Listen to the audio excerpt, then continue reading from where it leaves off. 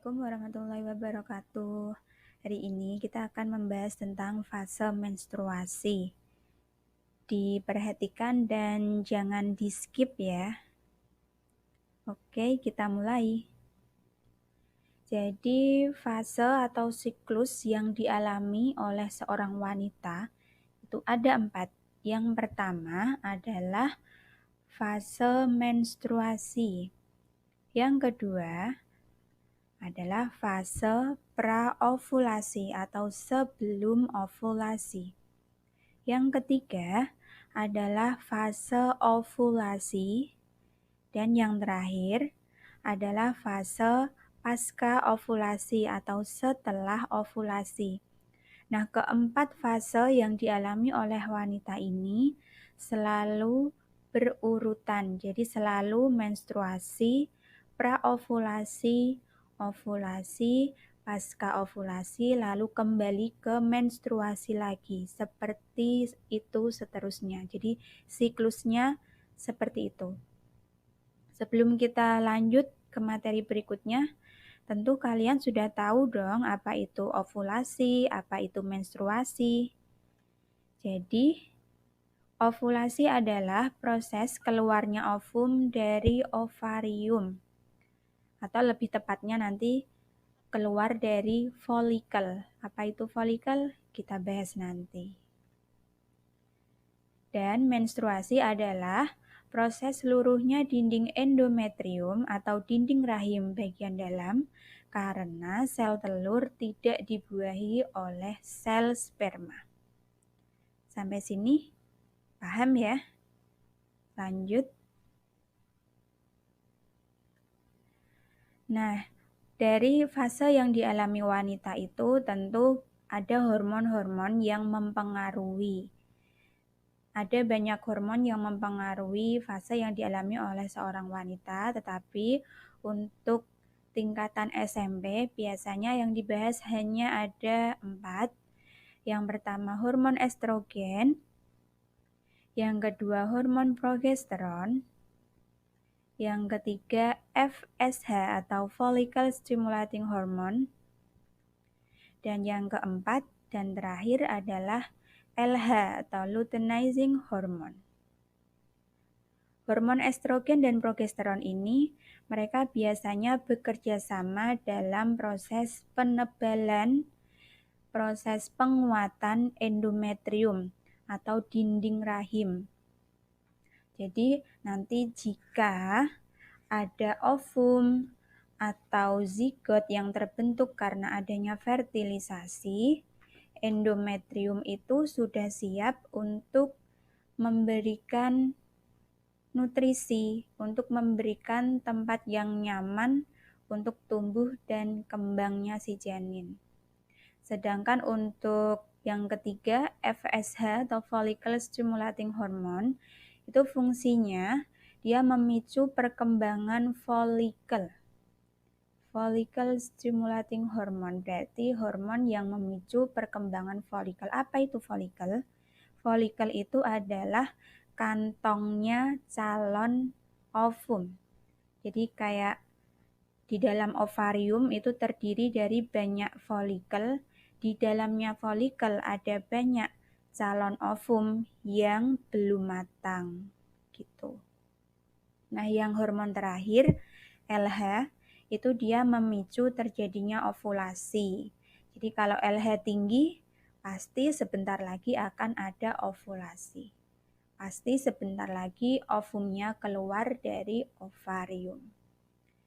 Kita lanjut ke skema. Selanjutnya kita akan bahas siklus menstruasi berdasarkan skema ini. Ini yang biasanya banyak dibahas. Jadi di skema ini yang paling bawah itu adalah fase-fase yang dialami oleh wanita. Yang pertama ini fase menstruasi. Yang kedua praovulasi. Yang ketiga fase ovulasi. Yang keempat pasca ovulasi. Lalu di atasnya ada angka dari 0 sampai 28. Ini menunjukkan hari. Jadi satu siklus atau 4 fase ini biasanya dialami totalnya ada 28 hari. Lalu yang warnanya merah ini atau pink itu adalah penampakan endometrium atau dinding rahim bagian dalam. Ini tingkat hormon ovarium dan hormon pituitari. Jadi hormon ovariumnya itu adalah hormon estrogen dan progesteron, sedangkan yang hormon pituitarinya itu adalah hormon FSH dan hormon LH. Ini sudah diberi warna yang berbeda. Untuk FSH warna biru, estrogen warna kuning, LH warnanya yang pink, dan progesteron warnanya biru tua. Lanjutnya ke perkembangan folikel. Nah, ini tadi yang sudah saya katakan, folikel ini adalah kantong. Di dalam ovarium ada banyak kantong atau ada banyak folikel. Di dalamnya folikel hanya ada satu ovum. Nah, dari banyaknya folikel tadi di ovarium, hanya akan ada satu folikel yang matang dan mengeluarkan ovum. Ini nanti namanya ovulasi. Gitu ya. Jadi ada beberapa, ini paling bawah fasenya, lalu ada tanggal, endometriumnya, ada hormon yang mempengaruhi, ada perkembangan folikelnya. Jadi dimulai dari yang pertama, fase menstruasi. Nah, di fase menstruasi ini terlihat ini ada warna pink luruh, itu artinya dinding rahim meluruh atau menipis. Ini terjadi fase menstruasi. Kenapa terjadi fase menstruasi? Karena di sini estrogen dan progesteron yang dia mempengaruhi penebalan dari dinding rahim itu rendah. Jumlahnya cuma sedikit. Ini kan di bawah ya. Berarti tidak ada yang mempertahankan ketebalan dari endometrium. Jadi kalau estrogen dan progesteron rendah, maka dinding rahim meluruh. Di fase yang sama, hormon FSH naik. Jadi folikel primer sudah mulai berkembang. Oke. Lanjut. Nah, FSH ini dari yang naik lalu dia stabil, maka folikel yang tadinya folikel primer berkembang menjadi folikel sekunder. Dia berkembang menjadi lebih matang. Lalu bisa dilihat di sini yang warnanya biru tua, dia masih landai berarti rendah. Estrogen dia naik. Nah, naiknya estrogen ini menyebabkan dinding endometrium yang tadinya landai karena meluruh pada saat menstruasi mulai sedikit menebal. Bisa dilihat ya, ini sedikit menebal karena estrogennya naik. Oke, kita lanjut. Naiknya estrogen itu menyebabkan atau memicu kelenjar pituitari melepaskan hormon LH ini. Ini ya yang warnanya pink, tadinya dia rendah terus.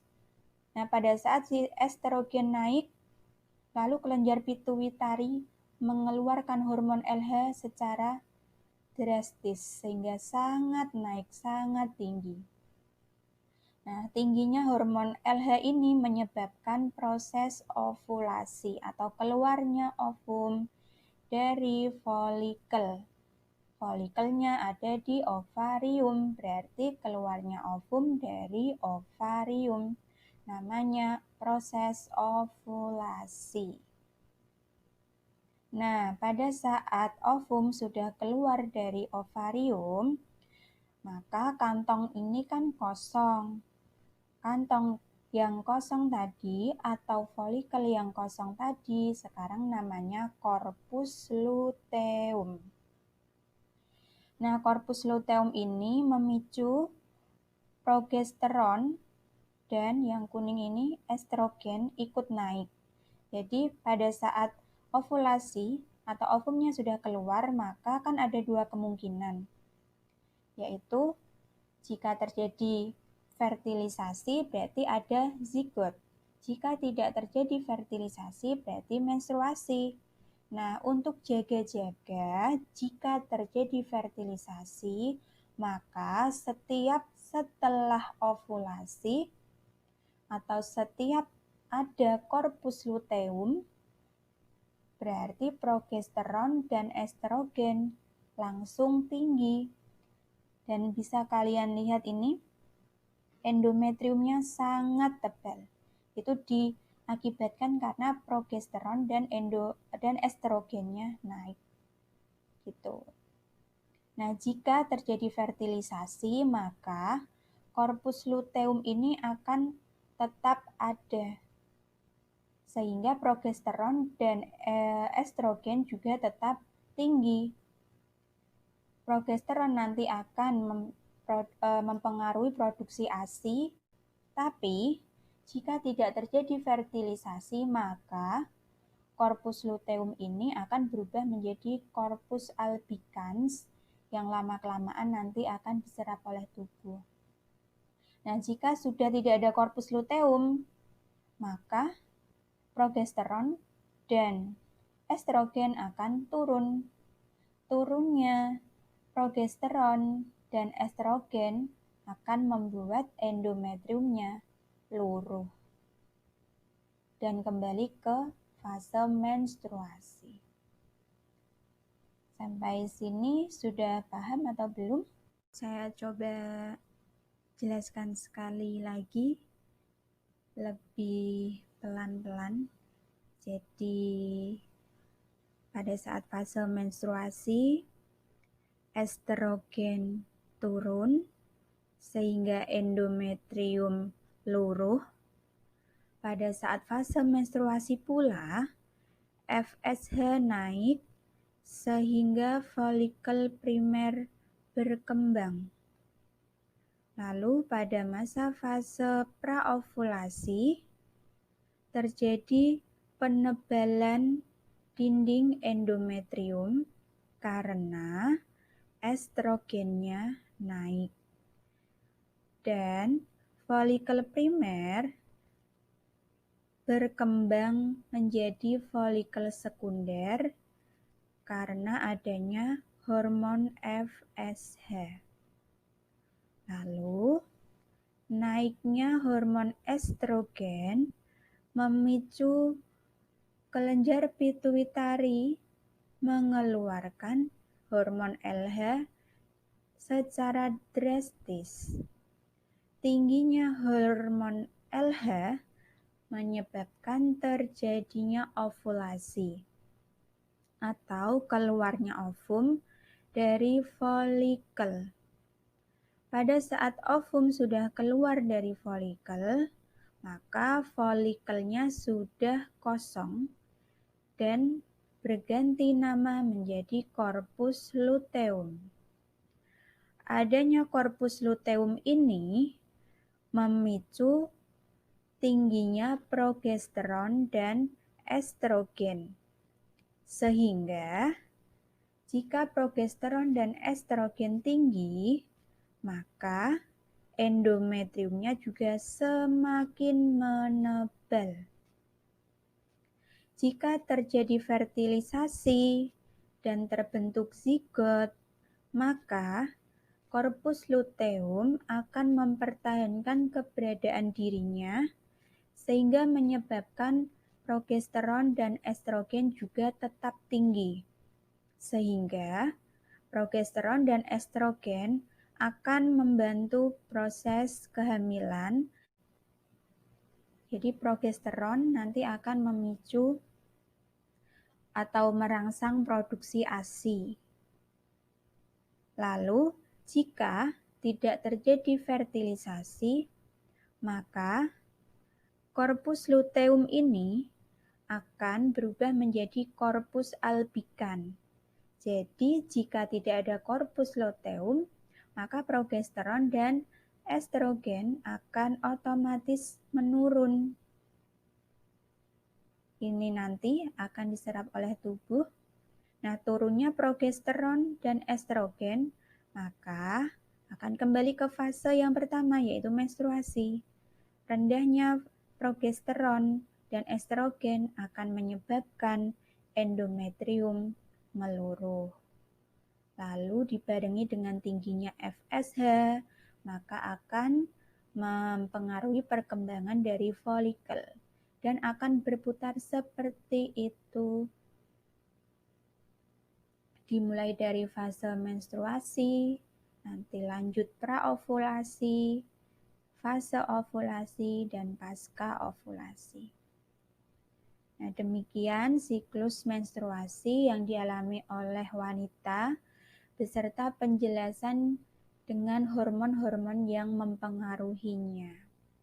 Semoga video ini bermanfaat dan kalian lebih paham tentang bagaimana itu siklus yang dialami oleh wanita beserta juga dengan hormon-hormon yang mempengaruhinya. Sampai bertemu di video selanjutnya. Wassalamualaikum warahmatullahi wabarakatuh.